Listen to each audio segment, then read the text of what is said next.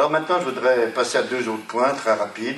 C'est l'évolution nouvelle ou les problèmes nouveaux que pose l'arrivée de Obama au pouvoir et de ses rapports aussi avec la question européenne. Alors là, je voudrais dire quelques aspects rapides pour dire d'une part que la situation est telle aujourd'hui du côté du mouvement palestinien, du côté de la situation au Moyen-Orient, qu'on a du mal à imaginer qu'il puisse y avoir une solution résultant d'un dialogue seulement israélo-palestinien. D'une part, le pouvoir israélien a été incapable finalement de mener une négociation politique, incapable, il a refusé de mener une négociation politique, et d'autre part, le mouvement palestinien est encore trop faible pour se trouver face à Israël dans un rapport de force trop défavorable. Et que la solution, à mon avis, enfin notre avis comme ça, viendra d'une imposition extérieure, de choix extérieurs qui devront s'imposer à Israël.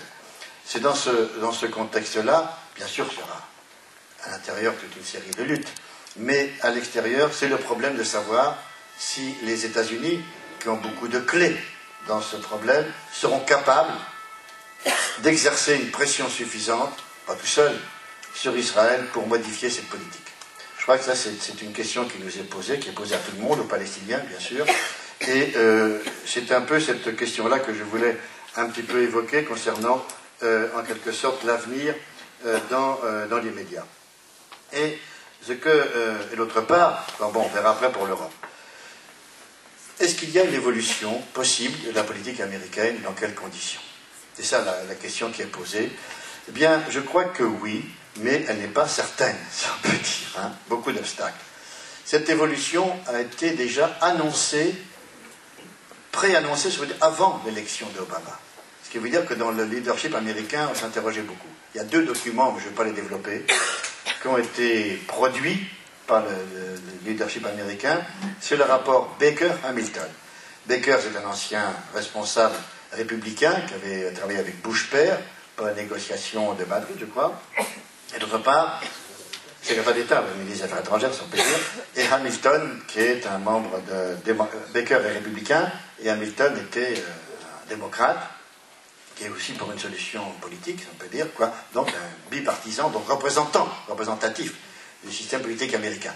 Donc ce rapport qu'ils ont fait en 2006, eh bien, envisage des pistes pour sortie de crise, de solution des problèmes au Moyen-Orient, concernant la question de l'Irak, de l'éventuelle nécessité du retrait des troupes américaines de l'Irak, et puis concernant aussi l'Afghanistan, etc., mais aussi concernant le conflit dans lequel Israël est directement engagé, que ce soit avec le Liban, mais avec la Syrie, mais aussi avec la question palestinienne, où les rapporteurs, si on peut dire, évoquent la nécessité d'une négociation qui est très très importante, fondée sur les résolutions des Nations Unies, enfin 242 et 338, pour régler tous les problèmes juridico-politiques que pose la question, qu'il se soit les frontières, Jérusalem, les colonies et les réfugiés.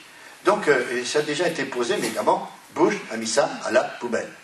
Donc le deuxième document qui a été sorti pendant l'époque de Bush, mais dans quel Bush, bien sûr, ça soit dessus, c'est la question du nucléaire.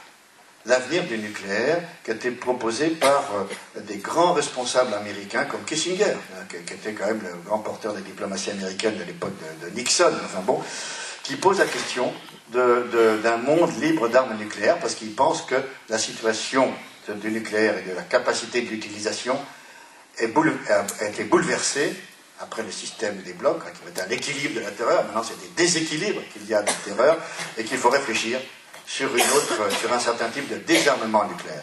Vous imaginez que ça se pose d'abord au Moyen-Orient. Au Moyen-Orient, où d'ailleurs ce n'est pas l'Iran qui pose problème au départ, c'est Israël qui dispose de l'arme nucléaire et qui veut rester le gendarme nucléaire de la région en envisageant éventuellement de l'utiliser. Ce qui aboutirait évidemment à une situation tout à fait dramatique. C'est dans ce contexte donc où les problèmes sont posés, où Obama envisage une nouvelle politique de dialogue avec le monde musulman. Il a sorti le mot « je tends la main » au monde musulman, ce qui n'est quand même pas le change, c'est un changement de ton quand même par rapport à ce que faisait et disait Bush, mais quelles vont être les conséquences? il y a deux aspects qui ont montré une avancée.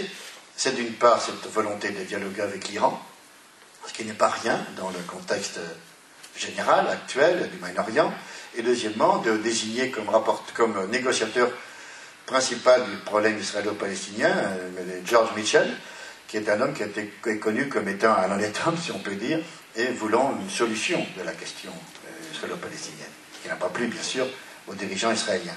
Mais en même temps, il y a certaines perspectives qui sont ouvertes. Mais, bien entendu, il y a des rapports de force qu'il faut savoir évaluer. Parce qu'autour de lui, les néoconservateurs sont encore très puissants. Ils ont été battus aux élections, mais ils représentent 45%. Et puis ils ont des alliés en Israël qui sont au pouvoir. En France, ils sont un petit peu au pouvoir, les néoconservateurs. Et ça joue dans le rapport des forces que les alliés potentiels des États-Unis, les alliés arabes potentiels des États-Unis, ont besoin aussi que les États-Unis changent un peu de politique parce qu'ils sont menacés eux-mêmes par leur propre population s'il n'y a pas de solution à la question palestinienne. Enfin bon, tout ça fait qu'il y a toute une interrogation qui se joue et c'est très important. Mais les conditions pour que ça avance, c'est qu'il y ait aux États-Unis un mouvement de soutien à cette politique. Ceux qui ont voté, les électeurs qui ont voté pour Obama, doivent se mobiliser pour imposer ce changement politique. Il y en a.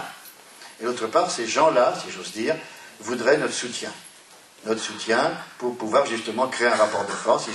Il y a eu le Forum social mondial à Belém, où la gauche qui a soutenu Obama américaine nous demande, en tant qu'Européens et défenseurs de la cause palestinienne, de venir les rejoindre dans un grand rassemblement aux États-Unis.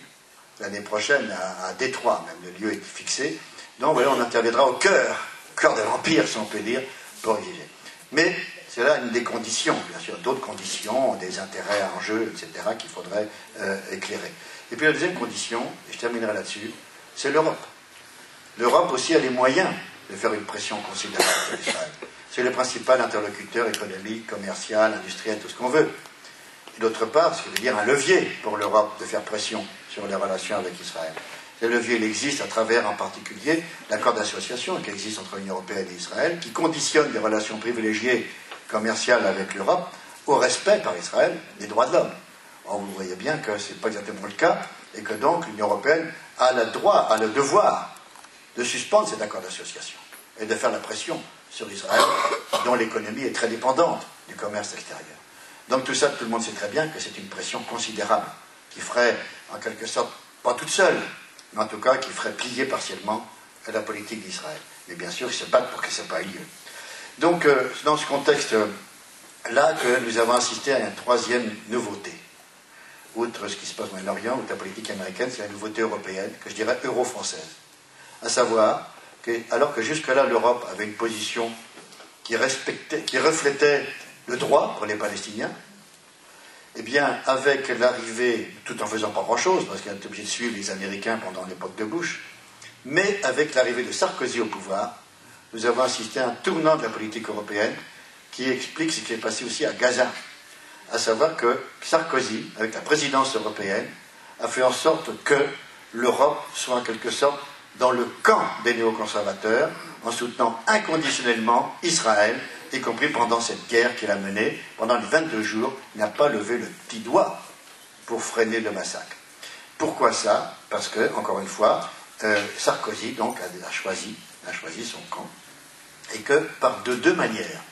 La première, en proposant un rehaussement des relations entre l'Union européenne et Israël, un rehaussement des relations entre l'Union européenne et Israël, c'est-à-dire on félicitait Israël de ce qu'il faisait, ce qui bien sûr permettait à Israël de faire ce qu'il veut, et deuxièmement, d'abandonner toute conditionnalité dans ses relations avec Israël. Alors jusque-là, je disais, il y avait dans les textes que Israël doit respecter un certain nombre de droits, de lois fondamentales, etc. C'était toujours écrit, pas forcément c'était appliqué. Mais Kouchner a fait en sorte qu'il n'y ait plus de conditions imposées à Israël. Que s'il y avait des déclarations à faire, elles seraient parallèles à la relation politique qui existe entre Israël et l'Union européenne.